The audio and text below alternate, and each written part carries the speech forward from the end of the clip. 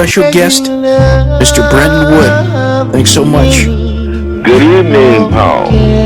My first question, who is the real Brenton Wood? Alfred Smith. And tell us, what was life like growing up?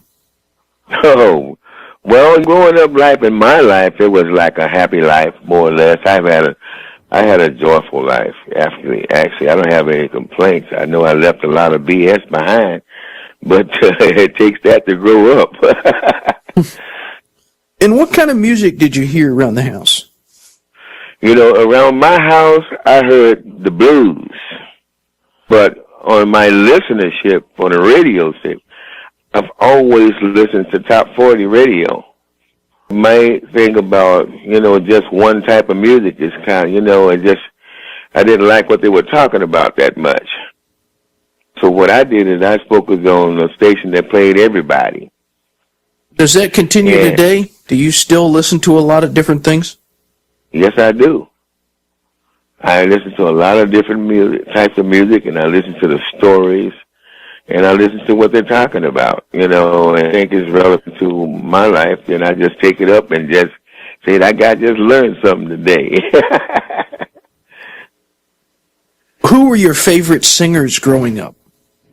My favorite singers growing up were people like Sam Cooke and Nat King Cole, Jesse Belvin, Roy Hamilton, a lot of people that have long been forgotten, but I haven't. Well, Sam Cooke is certainly not forgotten, not by a long stretch. He's still around, though. He didn't last long, but he's still around. What about favorite records of yours? Favorite record of You Send Me? I can say the Sam Cooke contribution to me was his diction, the way he pronounced his words. I could understand everything he said. If I don't understand a word in a song, I get frustrated. I concur. There's a lot of singers who you can't understand the lyrics, and then you read the lyrics and you think, that's a shame. Damn, what are you talking about? Right. One word can throw it off. Can you remember the first song that you wrote? The first song that I wrote, boy. Let's see, the first song, actually, a song called Too Fat. Too Fat?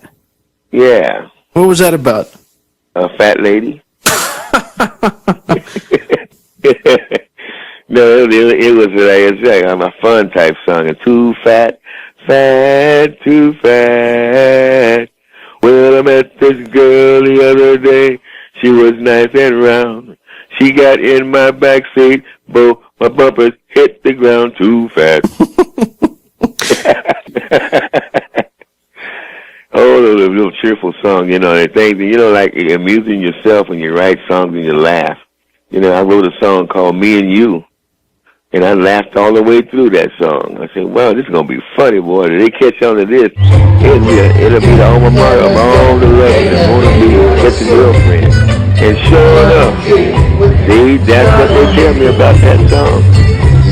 What about the song that you wrote, the first time a song you wrote that was recorded? The first song that I wrote that was recorded was Too Fat. Oh, yeah, you recorded that song. Yes, I did. Can you recall the first time you heard your voice coming through the radio? Yes, I can, and I can recall rolling up all the windows and just blasting it. What song was it? Oogum Boogum. Oh, yeah.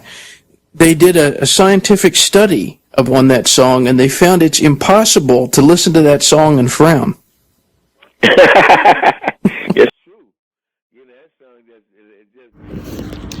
The renowned singer Brenton Wood, best known for his 1967 hit song The Oogum Boogum Song, has died. TMZ actually were the first to report about this very tragic incident. Wood's manager and assistant Manny Gallegos confirmed the news to TMZ, revealing he passed away today at his Moreno Valley, California home, surrounded by family and friends. As of now, his cause of death has not been revealed yet. But of course, this is a man who was born as Alfred Jesse Smith. He adopted the stage name Brenton Wood. And of course, he made a career for himself on the soul scene with his unique blend of R&B and pop. He racked up a string of hits in the 1960s and 70s, including the popular tunes. I think there is one called Gimme Little Sign and Baby You Got It. Brennan, at the time when he passed on, he was 83 years old. Like I've told you, he was born as Alfred Jesse Smith in Shreveport, that is in Los Angeles.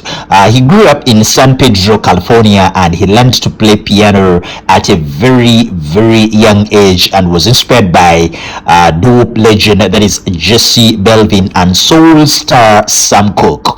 Around the time he attended college, the singer reportedly decided to change his name, drawing inspiration from the Tony Brentwood neighborhood of West Los Angeles. The Oogum Boogum Song peaked at number 34 on the Billboard Hot 100 in 1967, and the track wasn't Wood's only hit that year. His songs Gimme Little Sign and Baby You Got It reached number 9 and number 34 spots in the chart respectively. The trio of songs have been featured in so many movies, countless TV shows, and in the following decades, his music and works have been used enormously. And the buoyant brand of soul and R&B, the songs embody, combined with Wood's undeniable talent, are seemingly responsible for keeping the hits relevant for so long. It's hard to be in a bad mood after you hear the Oogum Boogum Song, and of course, I encourage you to go and have a listen to it. The interview we've just seen was just a couple of years ago when he actually had sat down and spoke to the media. He's been a very talented man, a legend in the music industry, and of course, it's really understatement not to say that he's regarded as one of those guys who actually have spearheaded the growth of R&B. Rest in power, the king.